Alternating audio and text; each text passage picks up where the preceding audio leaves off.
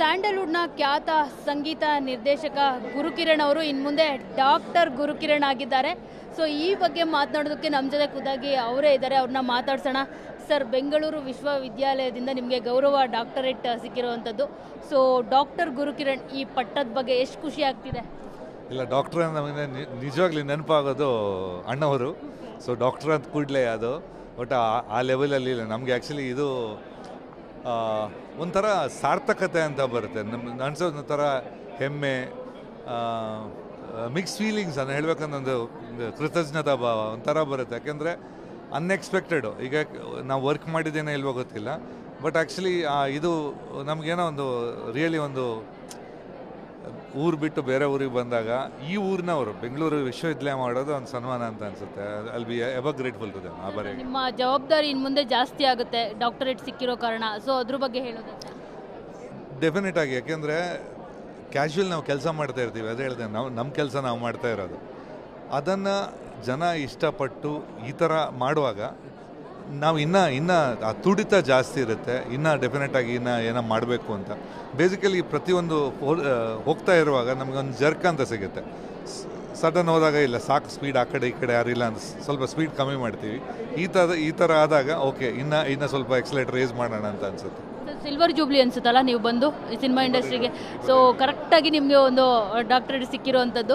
So ಈ ಸಂದರ್ಭದಲ್ಲಿ ಈ ಕ್ಷಣದಲ್ಲಿ ನೀವು ನಿಮ್ಮ ಜರ್ನಿಯನ್ನು ಮೆಲುಕು ಹಾಕೋದಾದರೆ ಏನೆಲ್ಲ ನೆನಪಾಗುತ್ತೆ ನಿಮಗೆ? ಅಲ್ಲಿ ಡಾಕ್ಟರೇಟ್ ತಗೋಬೇಕಿದ್ರೆ ಏನೆಲ್ಲ ನೆನಪಾಯಿತು ಅಂತ? ಇಲ್ಲ ಅಂದರೆ ನಾನು ಯಾವುದು ಮ್ಯೂಸಿಕ್ ಡೈರೆಕ್ಟ್ ಎಲ್ಲರೂ ಹೇಳೋದು ಇಲ್ಲ ಕನಸು ಕಾಣಬೇಕು, ಅದನ್ನು ಬೆನ್ನತ್ತು ಹೋಗಬೇಕು ಅಂತ. ನಾನು ಕನಸು ಕಂಡಿಲ್ಲ, ಬೆನ್ನತ್ತು ಹೋಗಿಲ್ಲ. ಇಟ್ ಈಸ್ ಎ ಖುಷಿ ಸಿಗ್ತಾ ಇತ್ತು, ಕೆಲಸ ಮಾಡ್ತಾ ಇದೆ ಅಷ್ಟೇ ಗೊತ್ತಿರೋದು. ಯಾಕೆಂದರೆ ಒಂದು ಕೆಲಸ ಮಾಡುವಾಗ ಒಂಥರ ನಮಗೆ ಒಂದು ಯಾವ್ದು ಇಷ್ಟ ಪಡ್ತೀವಿ ಅದನ್ನು ಮಾಡುವಾಗ ಒಂಥರ ಖುಷಿ, ಒಂದು ಕಿಕ್ ಸಿಗುತ್ತೆ. ಆ ಕಿಕ್ಕಿಗೋಸ್ಕರನೇ ಕೆಲಸ ಮಾಡ್ತಾ ಬಂದಿದ್ದು, ಇವತ್ತಿಗೆ ಅದೇ ಮಾಡ್ತಾ ಇರೋದು. ಸೊ ಇದನ್ನು ಮಾಡ್ತಾ ನನಗೆ ಖುಷಿಯಲ್ಲಿ ಇದ್ದಿದ್ವಿನ ಇದಕ್ಕೆ ನಾನು ನಾನು ಕಷ್ಟಪಟ್ಟಿದ್ದೀನಿ, ಅಡೆತಡೆ ಇದೆ. ಅದು ನಮ್ಗೆ ಯಾವತ್ತು ಇಷ್ಟ ಇರುತ್ತಾ ಅದು ಯಾವ್ದು ಲೆಕ್ಕಕ್ಕೆ ಬರಲ್ಲ, ನಾವು ಮುಂದೆ ಹೋಗ್ತಾನೆ ಇರ್ತೀವಿ. ಸೊ ಇದು ನಾವು ಎಕ್ಸ್ಪೆಕ್ಟ್ ಯಾವುದು ಮಾಡಿಲ್ಲ, ನಿಜವಾಗಿ ಹೇಳಿದೆ. ಯಾವುದು ಅವಾರ್ಡ್ಸ್ ಅಥವಾ ಇದು ಎಕ್ಸ್ಪೆಕ್ಟ್ ಮಾಡೋದಕ್ಕಿಂತ ಇದು ಬರ್ತಾ ಇರುತ್ತೆ ಅಲ್ಲ, ಅದು ಆ್ಯಕ್ಚುಲಿ ಅದರ ಫಲ ಅಂತ ಅನಿಸುತ್ತೆ. ಯಾವತ್ತು ಪ್ರೀತಿಯಿಂದ ಶ್ರದ್ಧೆಯಿಂದ ಕೆಲಸ ಮಾಡಿದಾಗ ಅದಕ್ಕೆ ಫಲ ಸಿಗುತ್ತೆ. ಸರ್, ಈ ಒಂದು ಜರ್ನಿಯಲ್ಲಿ ಸಾಕಷ್ಟು ಜನ ಬಂದು ಹೋಗಿರ್ತಾರೆ ಅಂತ ಅನ್ಸುತ್ತೆ. ಸೊ ಆ ಜರ್ನಿಯಲ್ಲಿ ಬಂದವರಲ್ಲಿ ಯಾರೆಲ್ಲ ನಿಮ್ಗೆ ಈಗ ನೆನಪಾಗ್ತಿದ್ದಾರೆ? ಜೊತೆಗೆ ನಿಮ್ಮ ಈ ಒಂದು ಡಾಕ್ಟರೇಟ್ ಪದವಿಯನ್ನು ಯಾರಿಗಾದ್ರೂ ಡೆಡಿಕೇಶನ್ ಮಾಡೋದಕ್ಕೆ ಇಷ್ಟಪಡ್ತೀರಾ, ಅದರ್ವೈಸ್ ನೀವೇ ಇಟ್ಕೊಳ್ತೀರಾ ಅಂತ? ಇಲ್ಲ, ಇದು ತುಂಬ ಜನ, ಈಗ ನಾನೊಬ್ಬ ಇವತ್ತು ಗುರುಕಿರಣ್ ಆಗೋಕ್ಕೆ ಇದರಲ್ಲಿ ತುಂಬ ಜನ ಕೈ ಇದೆ. ನಾವು ಒಬ್ಬನೇ ಆಗೋಕ್ಕಾಗಲ್ಲ. ಯಾಕೆಂದರೆ ತುಂಬ ನಾನು ಹೇಳೋದು ಇವತ್ತು ಬಂದಿದ್ದಾರೆ ನಮ್ಮ ವಿ ಮನೋಹರ್ ಸರ್ ಬಂದಿದ್ದಾರೆ. ಅವರು ನನಗೆ ಧೈರ್ಯ ತುಂಬಿ ನೀನು ಮಾಡ್ಬೋದು ಅಂತ ಧೈರ್ಯ ಕೊಟ್ಟಿದ್ದವರು, ಪರಿಚಯ ಮಾಡಿದ್ದು ಉಪೇಂದ್ರ ಅವರು, ಆಮೇಲೆ ಇಷ್ಟಪಟ್ಟಿದ್ದು ಜನ. ಇದೆಲ್ಲದರ ಜೊತೆಗೆ ನನ್ನನ್ನು ಮನೆಯಲ್ಲಿ ತಡ್ಕೋಬೇಕಲ್ಲ. ಕಲಾವಿದರ ಜೊತೆ ಸುಲಭ ಅಲ್ಲ ಮನೆಯವ್ರಿಗೆ ಜೀವನ ಮಾಡೋದು.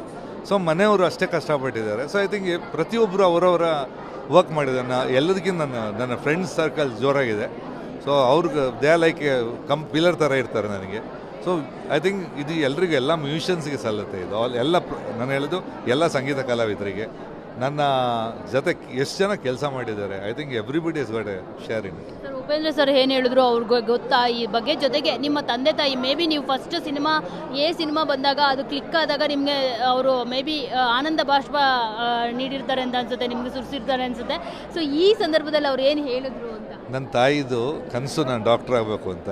ಆ ಟೈಮಲ್ಲಿ ಮಿಸ್ ಆಯಿತು ಅಂದರೆ ಅವ್ರಿಗೆ ತುಂಬ ಇಷ್ಟ ಆಯಿತು. ಕಡೆತನಕ ಅದೇ ಹೇಳ್ತಾ ಇದ್ರು, ನೀ ಡಾಕ್ಟರ್ ಆಗಬೇಕಿತ್ತು ಅಂತ.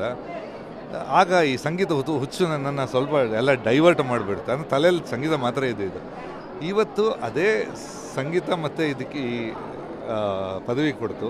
ಸೊ ಐ ಥಿಂಕ್ ನಾಳೆ it is a 91st birthday ಮಮ್ಮಿದು. So I think that's the best gift. ನನಗಿಂತ I think she'll feel more happy ಅನಿಸುತ್ತೆ. ಈ ಸಂದರ್ಭದಲ್ಲಿ ಕೇಳಬೇಕು ಬೇಡವೋ ಅಂತ ಗೊತ್ತಿಲ್ಲ, ಆದರೆ ರೇಣುಕಾ ಸ್ವಾಮಿ ಅವ್ರ ಬಗ್ಗೆ ನೀವು ಹೇಳಿದ್ರಿ. ಅಂದರೆ ನೀವು ಒಂದೇ ಆ್ಯಂಗಲಲ್ಲಿ ಯಾಕೆ ನೋಡ್ತಾ ಇದ್ದೀರಾ, ಎಲ್ಲವನ್ನು ಎರಡು ಆ್ಯಂಗಲಲ್ಲಿ ನೋಡಿ ಅಂತ. ಈಗ ಅವ್ರು ಸಾಕಷ್ಟು ಜನ ನಟಿಯರಿಗೂ ಕೂಡ ಮೆಸೇಜ್ ಮಾಡಿರುವಂಥದ್ದು ಚಾರ್ಜ್ ಶೀಟ್ನಲ್ಲಿ ಉಲ್ಲೇಖ ಆಗಿರುವಂಥದ್ದು, ರಾಗಿಣಿ ಅವ್ರಿಗೆ, ಶುಭಾ ಪುಂಜಾ ಅವ್ರಿಗೆ. ಸೊ ನೀವು ಹೇಳ್ದಾಗೆ ಆಗಿರುವಂಥದ್ದು, ಅದ್ರ ಬಗ್ಗೆ ಹೇಳೋದಾದರೆ ಏನು ಹೇಳ್ತೀರಿ? ಇಲ್ಲ, ಇದೇನು ಗೊತ್ತಾ, ಇದು ಯಾವುದೇ ಇನ್ವೆಸ್ಟಿಗೇಷನ್ ನಡೀತಾ ಇದೆ.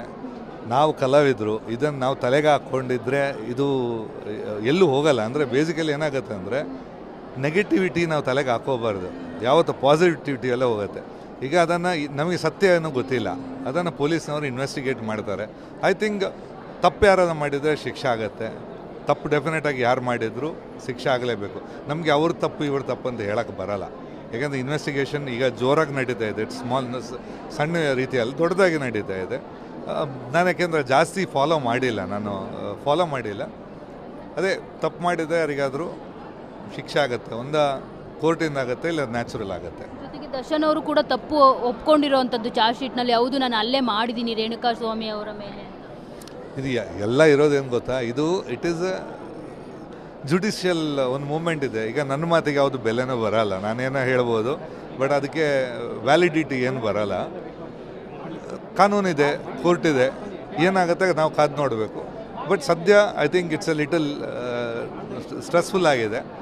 ಇನ್ನು ಸ್ವಲ್ಪ ಟೈಮಲ್ಲಿ ಏನಾಗುತ್ತೆ ಅಂತ ಗೊತ್ತಾಗುತ್ತೆ. ಚಾರ್ಜ್ ಶೀಟ್ ಹಾಕಿದ್ದಾರೆ. ಐ ಥಿಂಕ್ ಯಾವುದು ಇಟ್ ಈಸ್ ನೆಗೆಟಿವಿಟಿ. ನನ್ನ ಲೆಕ್ಕದಲ್ಲಿ ತುಂಬ ನೆಗೆಟಿವಿಟಿ ಇದೆ ಅದರಲ್ಲಿ. ಸೊ ಅದ್ರ ಬಗ್ಗೆ ನಾವು ಮಾತಾಡಿ ತಲೆ ಕೆಡಿಸೋ ಬದಲು ನಾವು ಕೆಲಸ ನೋಡೋದು ಉತ್ತಮ. ಅವ್ರದ್ದು 25 ಇಯರ್ಸ್ ಸಂಭ್ರಮ ಏನೋ ಮಾಡಬೇಕು ಅಂತ ಅಂದ್ಕೊಂಡಿದ್ದೀರಂತೆ ನೀವೆಲ್ಲ? ಉಪ್ಪಿ ಅವ್ರದ್ದು 25 ಅವರು ಅಂದರೆ ಆ್ಯಸ್ ಎ ಡೈರೆಕ್ಟ್ರು ಜಾಸ್ತಿ ಆಯಿತು.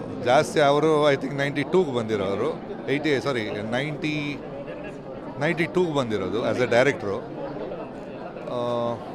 ಆ್ಯಸ್ ಎನ್ ಆ್ಯಕ್ಟರು 98ಗೆ ಬಂದಿದ್ದಾರೆ. ಸೊ ಈಗ ಇದು ಉಪೇಂದ್ರ ರಿಲೀಸ್ ಮಾಡ್ತಾ ಇದ್ದಾರೆ ಅಂತ ಪ್ರೊಡ್ಯೂಸರ್ ಹೇಳಿದರು. So I think just waiting for that. Thank you so much sir. ನಿಮ್ಮ ಹಾರ್ಡ್ ವರ್ಕ್ಗೆ ತಕ್ಕ ಒಂದು ಪದವಿ ಸಿಕ್ಕಿರುವಂಥದ್ದು. ಸೊ ನೋಡಿದ್ರಲ್ಲ, ಇದಿಷ್ಟು ಗುರುಕಿರಣ್ ಅವರ ಮಾತು. ಕ್ಯಾಮರಾ ಪರ್ಸನ್ ಬಾಲಾಜಿ ಜೊತೆ ಮಂಗಳರಾಜ್ ಗೋಪಾಲ್, ಟಿ.ವಿ. 9 ಬೆಂಗಳೂರು.